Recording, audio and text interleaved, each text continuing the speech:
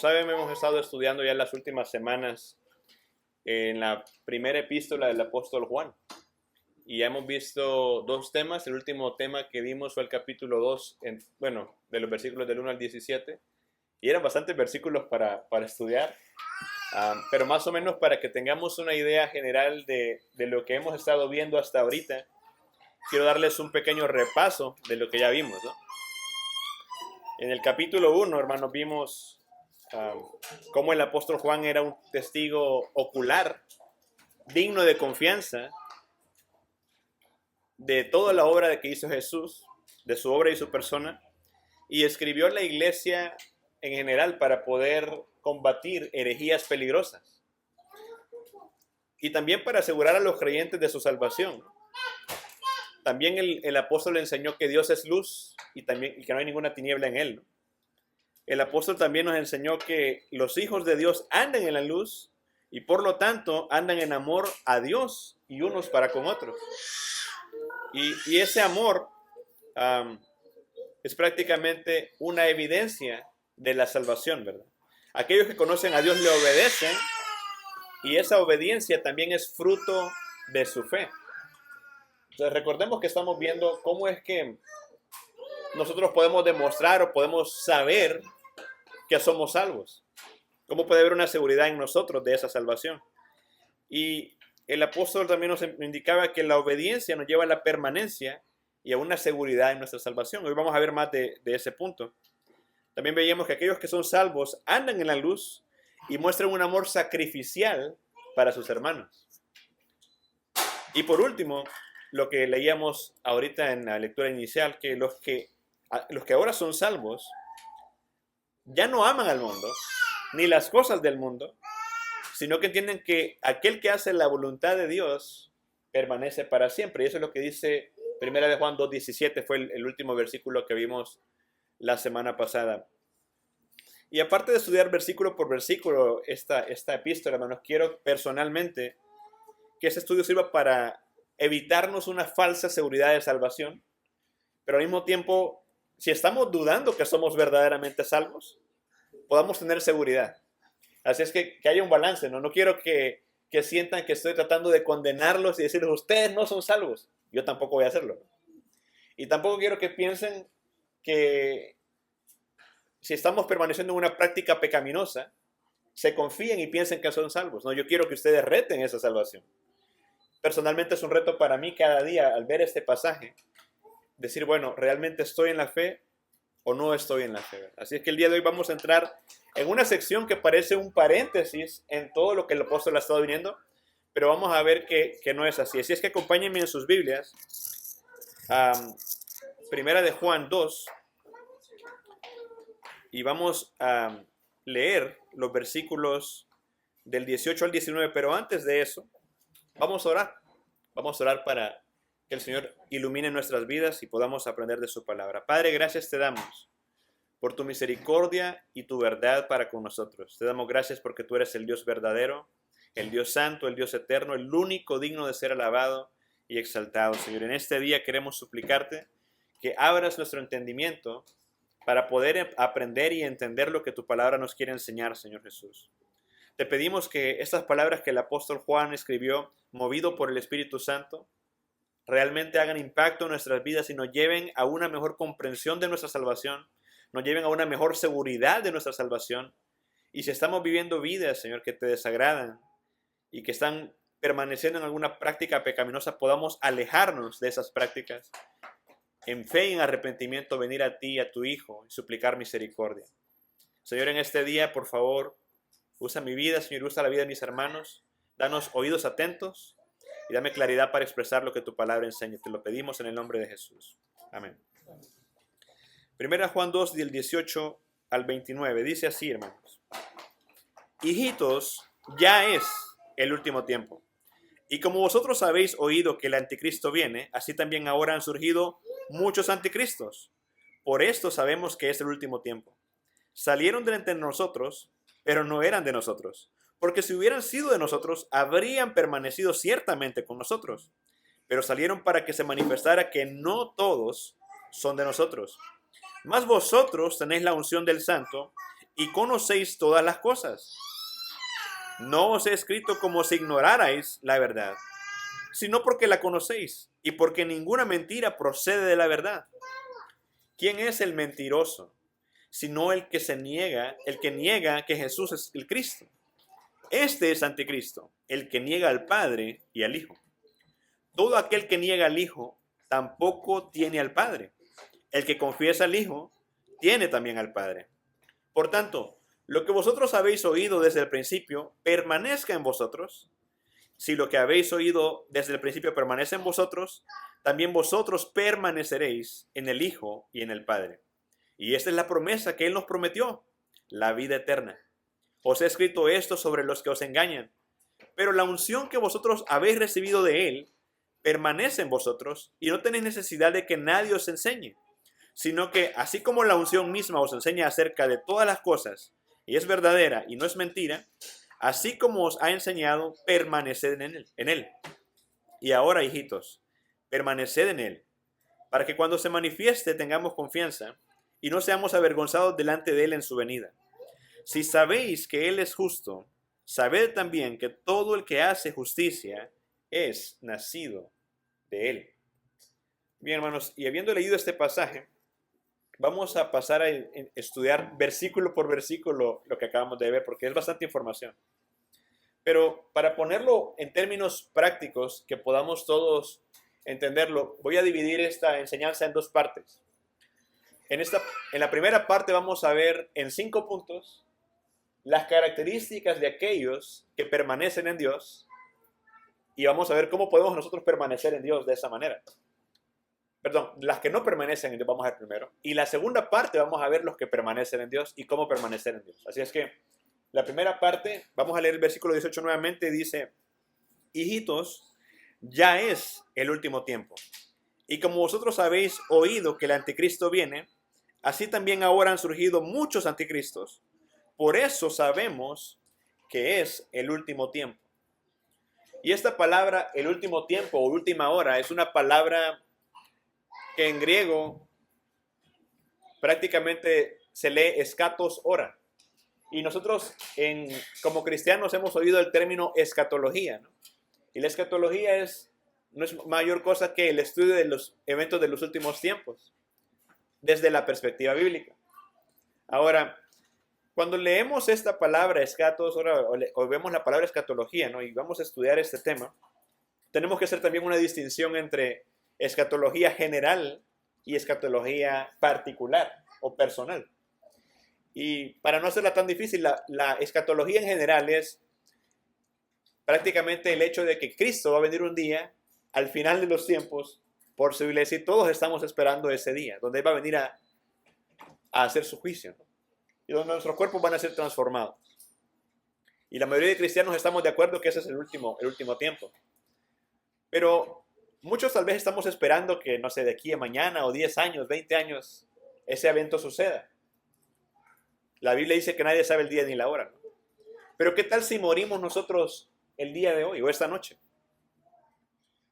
Entonces, en ese contexto, se nos adelanta a nosotros, se nos pone, digamos, al primer lugar de la fila en la condición en la que estemos. Si yo morí en Cristo, gloria a Dios, pero si he muerto fuera de Cristo, cuando Cristo venga al final de los tiempos, va a ser lloro y crujir de dientes. Entonces, hay un aspecto personal que tenemos que pensar, ¿cuándo voy a morir, no? Y de hecho, cuando evangelizamos, le decimos a las personas, ¿cuándo usted cree que si muere ahora va a ir al cielo, no? ¿Para dónde va a ir? Le decimos muchas veces. Y usamos esa frase de esa manera. Entonces, tenemos que distinguir entre esos aspectos. La idea de estudiar esto, hermanos, es que todos tengamos una perspectiva. En primer lugar, como dice la Biblia, que estamos actualmente en los últimos tiempos.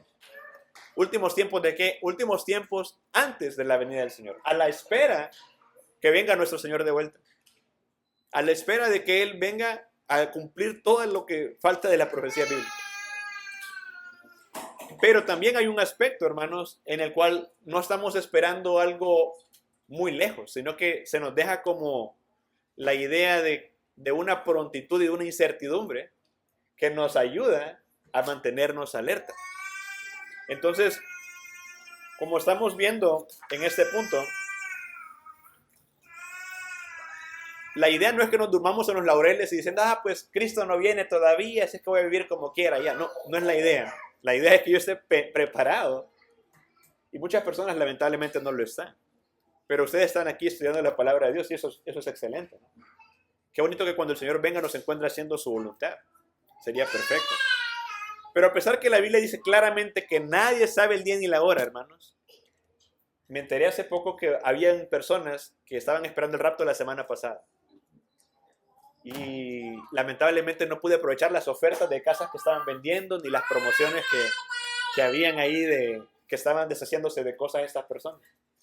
Hermanos, es increíble. No hay año que yo recuerde, tengo que ser cristiano, en que no haya habido alguna persona loca o audaz en que haya hecho una de estas premoniciones o pronósticos, ¿no? Que cuándo va a ser el día de la venida del Señor. Y a pesar que la Biblia dice que nadie sabe, no sé por qué hasta la inteligencia artificial están pidiendo que le dé fechas, ¿no? Y todo eso. O sea, estamos en un mundo donde todos quieren saber, todos pretenden de saber.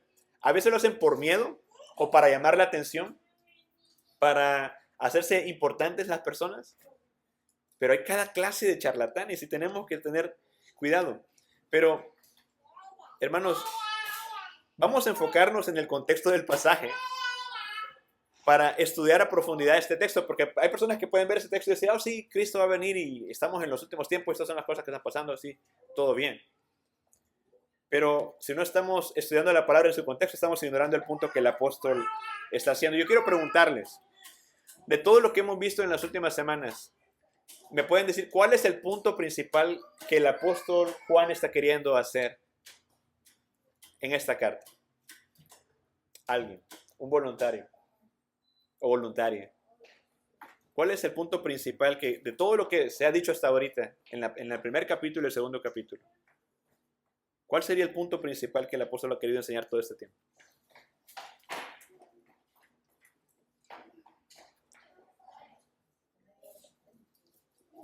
¿Perdón?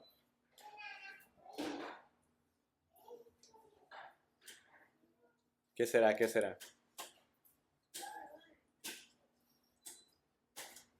Bueno, como los veo muy penosos, yo sé que saben ustedes, o sea, tengo confianza que saben, pero la idea principal que el apóstol ha estado diciéndonos todo este tiempo es el amor y la seguridad de salvación. Son como esas cosas que están repetidas muchas veces en el libro. Entonces, de forma sencilla, amémonos unos a otros y tengamos seguridad en nuestra salvación. Eso es lo que el apóstol ha estado diciendo todo este tiempo. Ahora, ¿qué tiene que ver lo que acabo de leer con eso? Bueno, nos dice que, hijitos, ya es el último tiempo y como vosotros habéis oído que el anticristo viene, así también ahora han surgido muchos anticristos. Y fíjense lo que dice al final. Por esto sabemos que es el último tiempo. Cuando estudiamos la segunda carta de Juan, hablamos de qué era el anticristo. Y el anticristo podemos verlo de dos maneras, como alguien que se opone a Cristo o como alguien que se pone en lugar de Cristo. Eso puede ser un anticristo. Bíblicamente hablándolo, eso es lo que el término significa. Hay un teólogo que se llama Bebe Warfield y hablando o comentando de este punto, dice que el anticristo no es una aparición futura, sino que es una realidad presente. Y también que el anticristo no es un individuo, sino que son varios. Si se fijan en el versículo 18 dice, ahora han salido muchos anticristos. Y eso es algo importante, ¿no? Porque comúnmente se nos enseña que va a ser una persona que viene en el futuro, no todo eso. Pero realmente la Biblia está diciéndonos que es muchos, no es uno. Y en este caso, también nos dice que estamos en los últimos tiempos porque esa presencia de estos anticristos nos está como validando en el tiempo que estamos. Ahora, cuando vemos pasajes como este, hermanos, pensamos en la historia de la iglesia y podemos ver que históricamente la iglesia se ha enfrentado a la amenaza de anticristos por todo el tiempo. A lo largo de los años han habido falsos maestros, herejes, gobernantes perversos E incluso la misma Iglesia Católica Romana ha sido identificada en la historia como el anticristo. Y los papas, ¿no? El papado en sí, han sido identificados como anticristo. Y han habido buenas razones para pensar de ellos de esta manera. Una de esas razones, no necesitamos estudiar historia, pueden verlo en una publicación que hubo creo que el día de ayer de parte del Papa, donde está diciendo prácticamente que cualquiera puede tener su verdad y de que la Biblia tiene diferentes interpretaciones. O sea, no tienen una solidez en sus declaraciones. Y prácticamente cada quien puede darle su propia interpretación a la Biblia. Y eso es algo peligroso. Porque la Biblia nos dice que la verdad se puede conocer. Cristo es la verdad. Y cualquier cosa que se opone a esta verdad está en contra de él.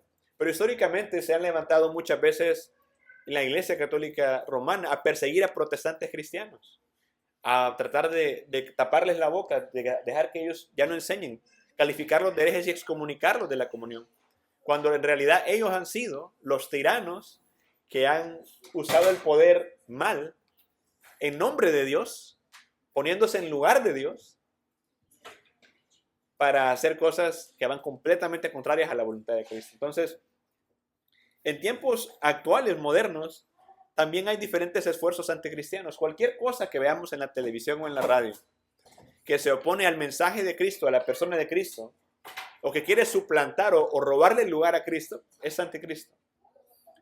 Y una definición muy útil que encontré de R.C. Sproul es la siguiente. Si quieren apuntarle, está bien. ¿Cómo definir lo que el anticristo es? Y es una realidad profetizada en las Escrituras que se ha manifestado a lo largo de la historia de la Iglesia a través de personas e instituciones, cuyo poder e influencia al final de los tiempos va a ser derrotada por Jesucristo. Esa es una definición muy completa. Ahora, con eso en mente, vamos a ver el versículo 19. El versículo 19 dice, salieron de entre nosotros, pero no eran de nosotros, porque si hubieran sido de nosotros, habrían permanecido ciertamente con nosotros. Pero salieron para que se manifestara que no todos son de nosotros. Ahora, una característica que vemos aquí es que estos anticristos salen de en medio de creyentes y se apartan de la verdadera fe. O sea, solo hay dos bandos aquí, los que permanecen y los que se apartan. ¿En qué bando estamos nosotros? Y aquí la Escritura nos dice que los anticristos salen de en medio de nosotros y es también algo muy sabido, ¿no? De personas que tal vez enseñan la palabra, han estado sólidos en su fe, pero algo hace que se desvíen del buen camino y se van tras otras falsas religiones o sectas como los testigos de Jehová, o se regresan al catolicismo romano y se apartan, hermanos, se apartan. Y también hay personas que ya sea que por ignorancia o adrede se apartan del buen camino. Y hay que saber distinguir entre personas que se apartan por error y otras que se apartan por malas intenciones. Es algo que tenemos que pedirle sabiduría al Señor. Pero cuando alguien sale, deja de permanecer. En ese momento está demostrando que no es salvo prácticamente. Y lo que la Biblia dice aquí es que estas personas salen de entre nosotros y el hecho que salgan es evidencia que no eran nuestros. Muchas veces como cristianos se nos habla de perder la salvación, ¿no? Que si la salvación se puede perder o no. Pero aquí lo que la Biblia nos está diciendo es que una persona que era cristiano, que era miembro de la iglesia, que estaba sirviendo, que era salvo, pierde su salvación. No, lo que la Biblia está diciendo aquí es una persona que parece ser cristiana, que parece ser todas las cosas correctas como cualquier otro cristiano, que va constantemente a la iglesia, pero está demostrando que nunca fue cristiano, que nunca fue salvo. Y eso es algo para nosotros que debería llevarnos a la reflexión. ¿Estoy en medio de creyentes? ¿Y estoy siendo yo un creyente genuino? ¿O me estoy dejando llevar por cualquier otra enseñanza fácilmente? Pero recordemos lo que el Señor dice, ¿no? Que por sus frutos se conoce cada quien. Y el trigo y la cizaña crecen juntos. Cuando están creciendo, se ven igualitos. Pero por sus frutos se conocen. Uno alimenta y el otro no sirve más que para ser quemado. Uno edifica y el otro destruye. Y por eso tenemos que autoevaluarnos. Y quiero que con esto veamos algunas características de aquellos que se apartan. Y quiero que note conmigo, hermano y hermana, el versículo 22 dice: ¿quién es el mentiroso sino el que niega que Jesús es el Cristo? Este es anticristo, el que niega al Padre y al Hijo. Entonces, una primera característica de estas personas es que niegan la naturaleza de nuestro Señor Jesús. Y negar la naturaleza o negar a Cristo puede venir en diferentes maneras. Unas personas pueden negar que Él vino en carne como Dios y se hizo hombre. Decir que Él no era completamente hombre y verdaderamente Dios, sino que era como un poquito de Dios y bastante hombre, o bastante Dios y poquito hombre, ¿no? O sea, todas esas mezclas. O simplemente negar que Jesús es Señor de sus vidas, que es dueño de sus vidas. Y esa negación puede venir en enseñanza o puede venir con su manera de vivir. Y a veces, como cristianos, tendemos o tenemos la tendencia a hacernos personas a las cuales seguimos y admiramos. Y cuando estas personas se apartan, qué gran desilusión y tristeza nos causan. Porque son personas a las que admirábamos y vemos, wow, el hermano, la hermana, constantes, firmes, fuertes. Qué bonito enseñaba, cuánta teología me enseñó y me predicó. Pero en el último análisis sale que ni siquiera eran cristianos. O sale que tenían una vida doble. Y están negando a Cristo. Y aquí el pasaje nos dice, ¿quién es el mentiroso? Sino aquel que niega que Jesús es el Cristo. Ahora, el Cristo, la palabra Cristo, es una palabra que tiene que ver con el aspecto de Jesús como Rey y como libertador. Y tal vez estamos más familiarizados con la palabra Mesías. En otras palabras, aquellos que niegan a Jesús están negando que Él es su Rey y que Él es su libertador. Y están regresando a ser esclavos del pecado, como eran antes, como siempre han sido. Y están siendo, y su Señor es Satanás. Eso es lo triste. Por eso, hermanos, no tenemos que avergonzarnos de confesar que Jesús es nuestro Dios. Sin embargo, hay personas que permanecen en este error. Y esa es una de las características primeras. Aquellos que niegan la naturaleza de Cristo, aquí la Biblia dice que son mentirosos. Dice, ¿quién es el mentiroso? Sino el que niega que Jesús es el Cristo. Y no solamente es mentiroso, dice que este es anticristo.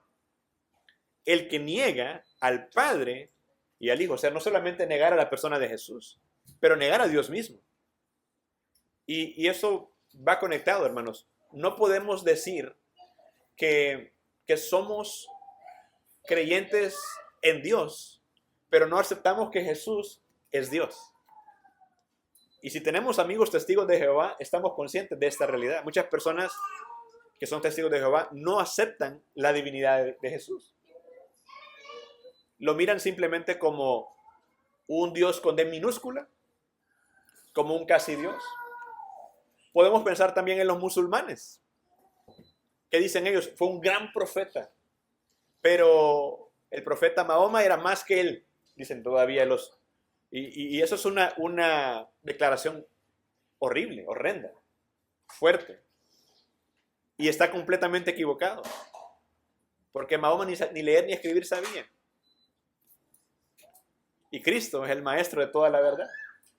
Entonces, cuando vemos estos pasajes, hermanos, pensemos rápidamente en todas estas corrientes de doctrinas que están bombardeándonos todos los días en la televisión y también en nuestros teléfonos celulares, ¿no? Ahorita se ha vuelto muy fácil consumir contenido en internet de diferentes maestros que no necesariamente tienen buena doctrina. Y desde que salieron los videos cortos, la gente pasa más tiempo pegada al teléfono que cuando los videos largos, ¿no? Y en un video corto alguien te lo manda y sale un fulano ahí bien vestido, arreglado, debatiendo con un cristiano y está tal vez demostrando que Dios no existe, que Dios es un cuento, que es pura fantasía. Ese es un engañador, es un mentiroso. ¿Cómo sabemos eso nosotros? Porque nosotros tenemos dentro de nosotros la verdad y tenemos en nuestras manos la Escritura. Y hemos experimentado también la vida nueva, las bendiciones que hay en Jesús. Esto no es un cuento, no es una fantasía.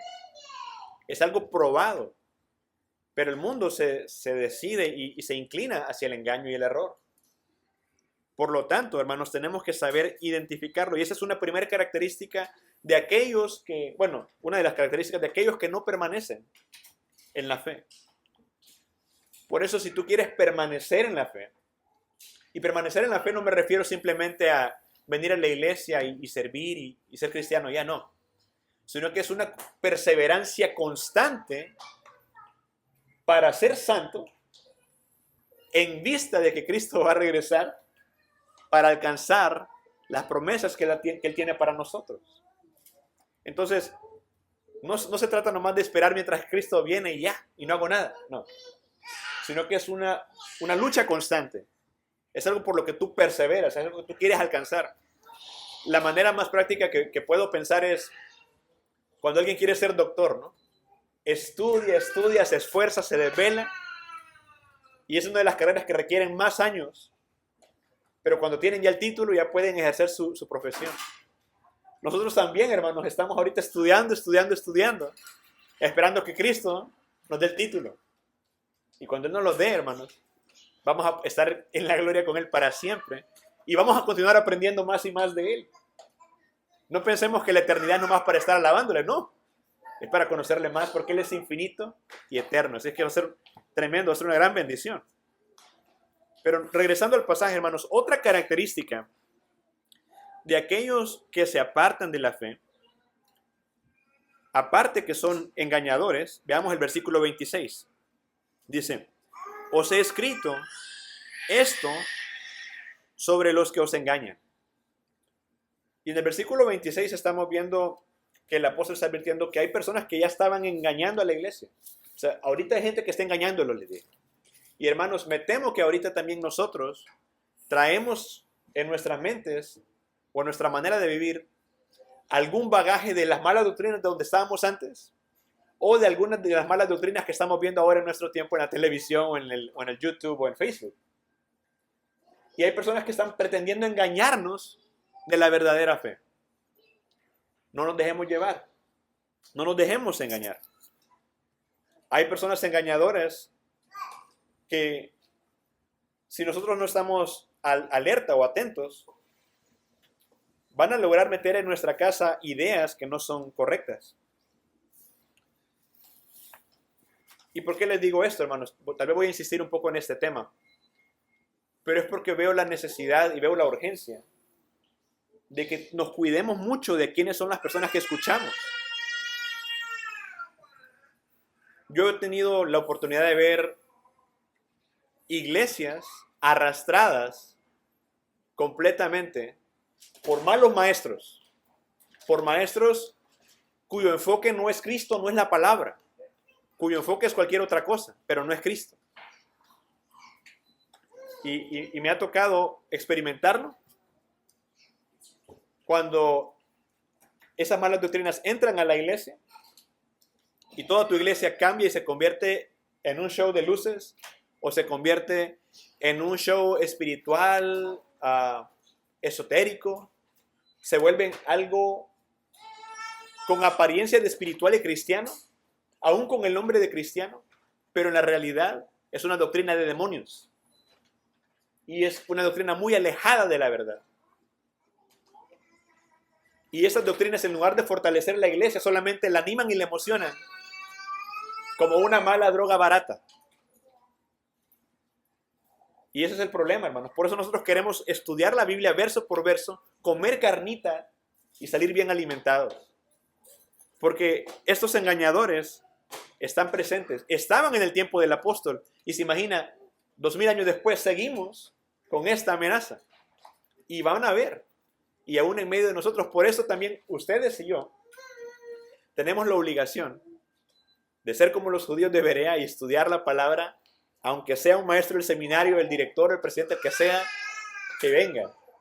Tenemos, hermanos, la obligación de estudiar la palabra y de asegurarnos que se esté estudiando conforme al contexto. para no ser engañados. Entonces, esas son como unas características de aquellos que se apartan de la fe. Son engañadores y a veces son engañados. Ahora vamos a ver la característica de aquellos que permanecen. Y yo quiero que me acompañen al versículo 20. Y dice, mas vosotros tenéis la unción del Santo y conocéis todas las cosas. Y me había saltado este versículo a propósito, porque dije yo, bueno, si lo voy verso por verso, va a ser un poquito difícil regresar y estar así. Pero aquí creo que tiene sentido. Aquellos que permanecen tienen la unción en ellos. Esa es una primera característica de aquellos que permanecen. Tienen la unción en ellos. El Espíritu de Dios mora en cada uno de nosotros creyentes y nos ayuda, nos impulsa a perseverar. Cuando vemos la palabra unción en el Nuevo Testamento, la palabra unción o la palabra ungir es el acto de tomar un aceite y aplicarlo o untarlo, como decimos, ¿no?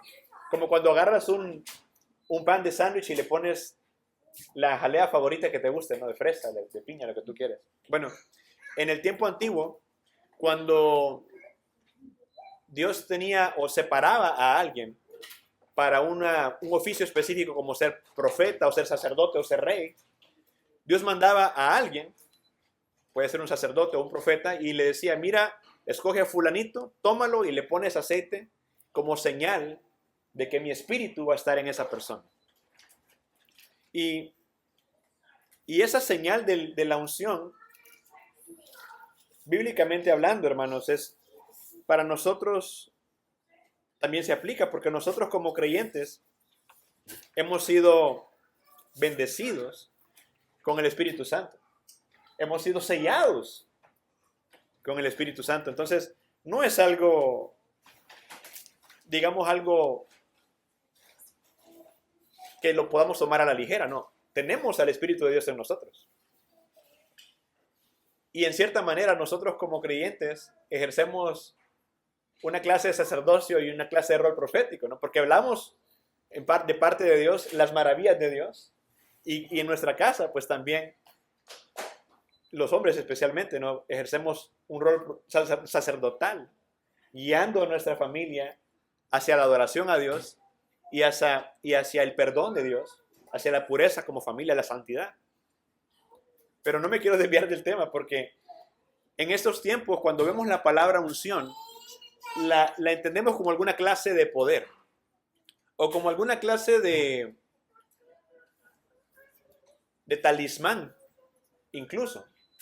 De hecho, yo venía de una iglesia donde cuando alguien agarraba una casa nueva, se movía a un lugar nuevo, le decían a una hermana o al pastor, hermano, puede llegar a la casa y por favor ungir mi casa para que se vayan los malos espíritus, ¿no? Y agarraban un aceite extra virgen, no sé, y se iban a la casa a ponerle la pared y oraban por la casa, ¿no? O si alguien agarraba un carro, no, pues hay que echarle aceitito al carro, ¿no? En lugar de echárselo al motor, se lo echaban afuera. Entonces, estas prácticas muchas veces en algunas iglesias se malentienden. En algunas iglesias se abusan, ¿no? Y no pretendo burlarme de ellos. Realmente lo que ellos están haciendo es gracioso. Porque lo que la Biblia nos dice acerca de la unción es algo que usted y yo tenemos, que es aplicado directamente por Dios cuando somos salvos. O sea, Dios nos salva, pone su espíritu en nosotros y es todo. Ahora tú eres nueva criatura, ahora eres un depósito de la presencia de Dios mismo. 1 Corintios 6:19 dice que somos del Señor, ¿no? Nuestro cuerpo no es para el pecado, es para el Señor. Somos templo y morada del Espíritu Santo. Ahora, ya que Él mora en nosotros, ya que el Espíritu de Dios está en nosotros, podemos decir que tenemos la unción. Y esta unción, ¿qué es lo que hace? Mire el versículo 20 otra vez, dice, mas vosotros tenéis la unción del Santo y conocéis todas las cosas. Ahora, tener la unción aquí, dice que por medio de tener la unción podemos conocer todas las cosas. Ahora, ¿será que esto está diciéndome a mí que yo puedo no estudiar para un examen y saber las respuestas? ¿O será que ¿No necesito prepararme y estudiar lo que voy a compartir este día para venir y pararme y enseñarles la palabra? No, ¿verdad? No quiere decir eso. Sino que lo que indica este pasaje, hermanos, es de que lo que ya se había enseñado cuando ellos creyeron en el Señor y como ellos habían perseverado ya estando enseñados por los apóstoles, ya conocían la palabra, el Espíritu Santo les iba a recordar todo eso. Ya tenían ellos el conocimiento y la información que necesitaban. A eso se refiere. Ya tienen ustedes la unción. Ya son del Señor. Ya Dios ya les enseñó a ustedes en su interior que la palabra es verdadera y ustedes la creen. Porque es el Espíritu de Dios quien nos convence que esta palabra es genuina. Ahora, el versículo 27 también menciona la unción. Quiero que lo veamos. Dice, pero la unción que vosotros habéis recibido de Él. ¿De quién? De Cristo, ¿no? Permanece en vosotros. Y no tenéis necesidad que nadie os enseñe, sino que así como la unción misma os enseña acerca de todas las cosas, y es verdadera y no es mentira, así como os ha enseñado, permaneced en Él. Ahora, qué bonito esto, hermanos, porque se nos está hablando de una obra preservadora del Espíritu Santo. El versículo 27, dice que la unción que hemos recibido permanece en nosotros. En contraste con aquellos que no están en Cristo, no tienen la unción, no permanecen en ellos. Pero ustedes y yo que estamos en Cristo, tenemos la seguridad y tenemos la preservación que el Espíritu Santo nos da en la verdad. O sea, el hecho que estemos en Cristo nos ayuda a permanecer en la verdad. Nos da una ventaja para estar firmes contra herejías. Por eso es que es necesario que conozcamos bien la Escritura, hermano. Porque conociendo bien la verdad vamos a estar parados firmes en la verdad que es en Cristo. Pero si yo no la conozco, cualquiera va a venir con un buen argumento, me va a engañar, y como no conozco mi Biblia y los argumentos más sólidos que tiene la palabra, me voy a dejar llevar. Así que tenemos que estar muy alertas, pero también tenemos la unción, hermanos. Y ya sea que sean predicadores fieles a los que estemos escuchando, igual, hermanos, tenemos que discernir lo que estamos aprendiendo. No porque lo diga el predicador que más le guste, es bíblico. Tenemos, hermanos, filtrarlo con la palabra de Dios, dejando que el Espíritu Santo también nos lleve a la verdad, nos convenza de ella y podamos permanecer en ella. Y para esto, hermanos, quiero darles algunos tips de cómo interpretar la Biblia para que cuando escuchemos a alguien enseñando algo o cuando leamos nosotros mismos la Biblia en nuestra casa, no vayamos a caer en el error de malinterpretarla y desviarnos por el camino que no es. Y si quieren apuntarlos, apúntenlos. Esta parte le voy a llamar ¿cómo saber si lo que se me enseña tiene sentido? Y son prácticamente consejos de hermenéutica. En primer lugar, hermanos, tenemos que entender que la Biblia, toda la Biblia es una obra escrita del Espíritu Santo. Así que tenemos que orar antes de leerla. Oramos antes de leer la palabra. En segundo lugar, Dios no se contradice, hermanos. Lo que para mí puede parecer una contradicción, para Dios no lo es. La otra, hermanos, es que narrativa no es normativa.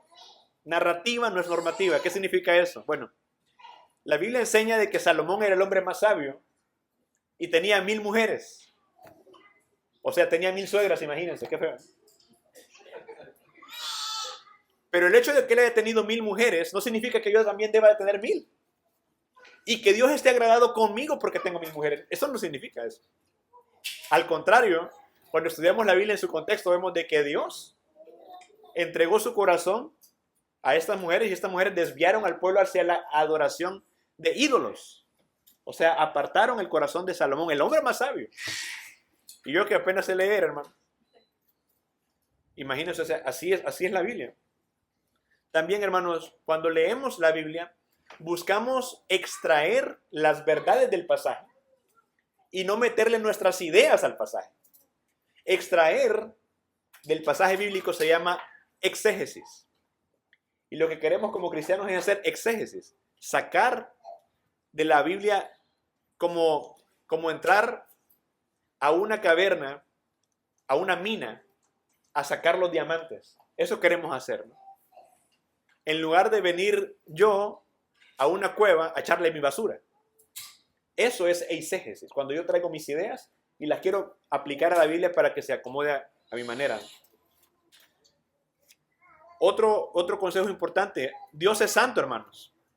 Por lo tanto, no tratemos de humanizar a Dios. Así podemos detectar falsos maestros. Cuando alguien está humanizando a Dios, ese no es el Dios de la Biblia. Él se revela a veces con lenguaje humano para que entendamos parte de quién es Él, como vimos en el domingo pasado, ¿no? O vamos a verlo en este domingo, donde dice que Dios se arrepintió. Ya lo vimos, ¿verdad? Sí. Entonces, ese es un lenguaje humano para demostrar que a Él le pesó la maldad de los seres humanos. Pero nuestra mente ilimitada no puede alcanzar a comprender completamente a Dios. Y esa también es una de las cosas que tenemos que tener en mente. No todo lo que la Biblia dice es fácil de entender a la primera, pero hay cosas que la Biblia no dice y Dios las ha dejado ahí para que simplemente las conozcamos en la eternidad con Él. Y tal vez nunca las vamos a conocer. Pero lo que sí sabemos es que lo que Dios ha dejado en la Escritura, eso es lo que Él quiere que sepamos acerca de Él. También recordemos que Él es un ser puro y distinto de nosotros. Así es que no pensemos que Él es como nosotros. Y también, hermanos, cuando interpretamos la Biblia, interpretamos pasajes difíciles a partir de los pasajes fáciles. No me voy a ir a tratar de aprender lo que dice un pasaje muy difícil de la Escritura, tal vez en Cantares, Eclesiastés o uno de esos versículos difíciles, si no entiendo los fáciles. Hagamos las cosas en orden. Y recordemos que un verso sin contexto sirve muchas veces de pretexto. Y cuando una persona agarra un versículo aislado así de la nada y lo pone en TikTok o la plataforma que sea para enseñarlo como verdad, muchas veces sirve de pretexto para malas prácticas. De hecho, es triste ver cuando hay personas que se dicen cristianas, pero que apoyan la ideología de género y sacan versículos sacados de contexto, valga la redundancia, para apoyar sus prácticas homosexuales. Y ustedes miran que esas personas están destruyéndose por dentro. No están felices, son miserables. Todo porque están forzando un versículo a que diga lo que ellos quieren que diga. Y también, hermanos, recordemos que estudiamos la Biblia con los cristianos ortodoxos del pasado. Y aquí es donde nos ayudan los catecismos y las confesiones de fe como tenemos nosotros como creyentes, ¿verdad? Así es que decía el pastor que nos enseñaba el pastor Alex que es como las boyas que se ponen en la playa para que no te salgas de ahí, no te pases de ese límite. Porque si vas nadando y te pasas de ese límite, te vas a ahogar. Entonces, se me hizo una buena aplicación. Así que meditemos sobre aquellas cosas en las que estamos inseguros. Y si no sabemos, preguntémosle a los pastores, ahí están. También hablemos con otros hermanos para aprender, hermanos. Y otro punto, ya casi terminamos, es que los creyentes que permanecen conocen la verdad. Veamos el versículo 21. Dice, no os he escrito como si ignorarais la verdad, sino porque la conocéis y porque ninguna mentira procede de la verdad. Esta es una característica muy importante. ¿Conoces tu Biblia? ¿Conoces tu fe? ¿Conoces la confesión? ¿Conoces lo que crees como cristiano?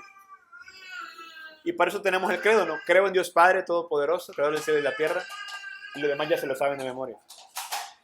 Otra característica, hermanos. Veamos el versículo 23. Dice, todo aquel que niega al Hijo, tampoco tiene al Padre. El que confiesa al Hijo, tiene también al Padre. Otra característica de aquellos que permanecen es que confiesan a Jesús como Cristo. Lo reconocen como Señor y Dios en todas las áreas de su vida. Y esto nos va a ayudar a permanecer en Dios.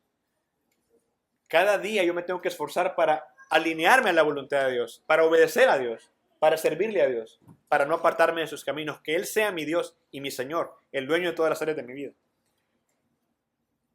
Versículo 24 dice, por tanto, lo que vosotros habéis oído desde el principio permanezca en vosotros. Si lo que habéis oído desde el principio permanece en vosotros, también vosotros permaneceréis en el Hijo y en el Padre. El mensaje inicial que recibimos como cristianos es que nos arrepintamos de nuestros pecados y que creamos en Jesucristo para perdón de nuestros pecados. Que nos arrepintamos de cada una de las obras malas que hemos hecho y confiemos solamente en la obra y la persona de Él. Ese es el mensaje universal, hermanos. Por tanto, aquel que niega esta verdad está en condenación. Aquel que niega esta verdad no es nuestro hermano. No es un cristiano genuino. Y si yo me aparto de esta verdad, que es desde el principio recibido, versículo 24 nuevamente dice, si lo que he oído desde el principio permanece en mí, también yo voy a permanecer en Dios, el Hijo y el Padre. También yo voy a permanecer si permanezco en la verdad. Y otra característica también de aquellos que permanecen en Dios, veamos el versículo 28, hermanos. Dice, y ahora, hijitos, permaneced en Él, para que cuando se manifieste tengamos confianza y no seamos avergonzados delante de Él en su venida. Este pasaje se explica solo prácticamente. Pero sin embargo quiero decir este comentario. Me recuerda mucho a la parábola de las 10 vírgenes. ¿Se acuerdan de la parábola de las 10 vírgenes? Habían 10 vírgenes, 5 sabias, prudentes y 5 insensatas. Las insensatas no estaban preparadas para la venida del novio. Y las prudentes sí. Y ya saben lo que pasó después. Bueno, esa es la misma idea aquí, hermanos. Que aquellos que hemos recibido este mensaje, que hemos recibido esta verdad, no vamos a ser avergonzados cuando Él venga. Pero también quiero que vean esto, hermanos. Miren el versículo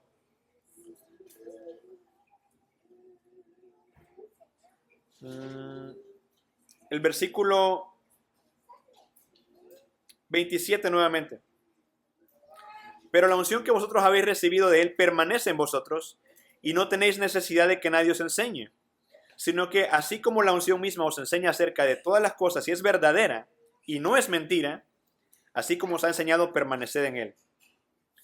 Y hay una verdad, hermanos, que vemos cuando estudiamos este pasaje, y es que nosotros fácilmente nos podemos apartar si no permanecemos en Él. Pero también quiero que entiendan esto.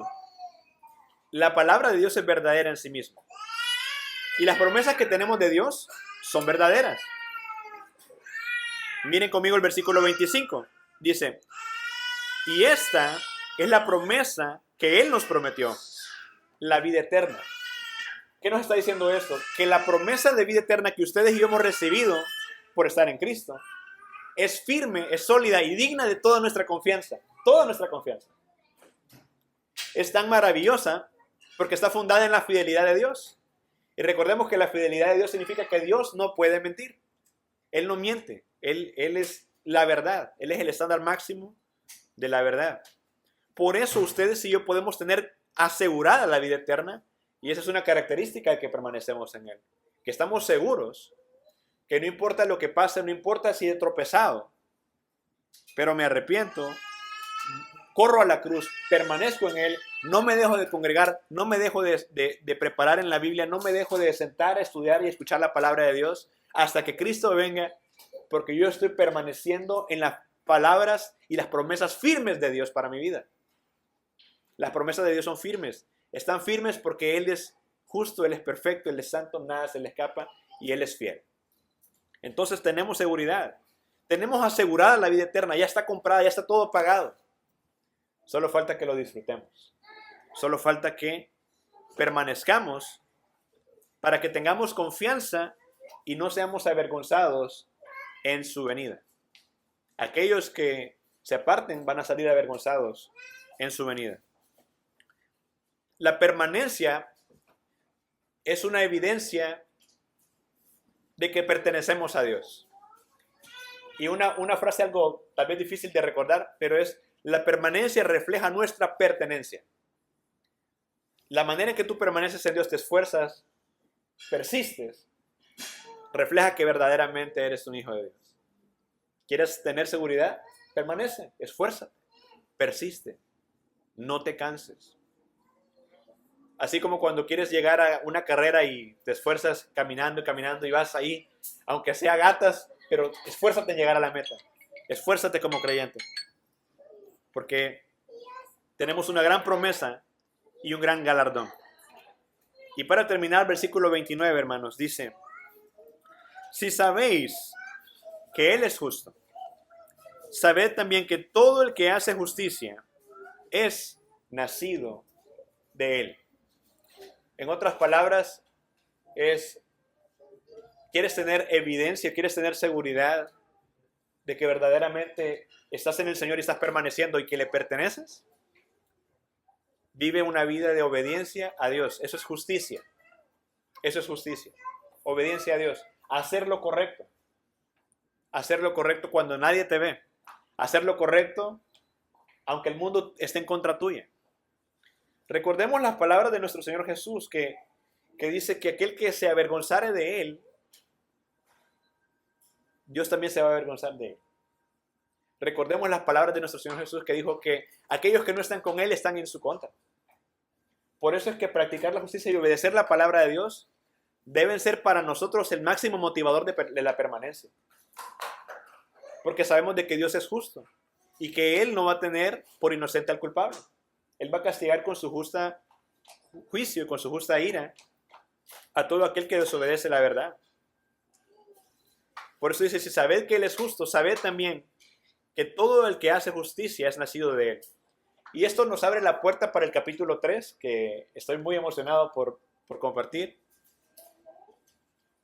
Y cuando lo veamos vamos a ver nuestra identidad en Cristo, nuestra identidad en Él como nuevas criaturas que somos. Pero esto nos está diciendo algo. Si tú vives una vida que demuestra justicia, realmente eres cristiano, realmente eres creyente, realmente eres salvo. Entonces, cuando el enemigo te acuse en tu conciencia, porque te equivocaste, porque pecaste, no permanezcas en la culpabilidad. Arrepiéntete, acércate a Jesús, pídele que te transforme, que te cambie y persevera. Lucha. La Biblia dice, llega a tal grado que dice que hagamos sendas derechas para nuestros pies para que lo torcido no se salga del camino.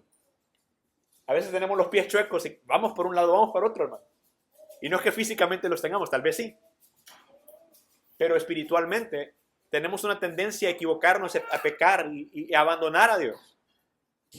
Pero aquellos que permanecen firmes, aquellos que pertenecen a Dios, se van a esforzar para que aquellas cosas donde saben que son débiles no sean expuestos a ellas. Hay pecados de los cuales tenemos que huir, que correr. Y hay otros los cuales tenemos que orar, pedir consejería, orar con otros hermanos y luchar sabiamente según la palabra, según lo que nos enseña la Biblia. Por lo tanto, hermanos, practiquemos la justicia. Y finalmente, como conclusión, no te rindas, hermano, de permanecer en Cristo. No te canses. Esta carrera puede ser dura a veces. Vamos a perder amigos, vamos a enfrentar dificultades. Pero recordemos Marcos 13:13. Y se lo quiero leer para terminar.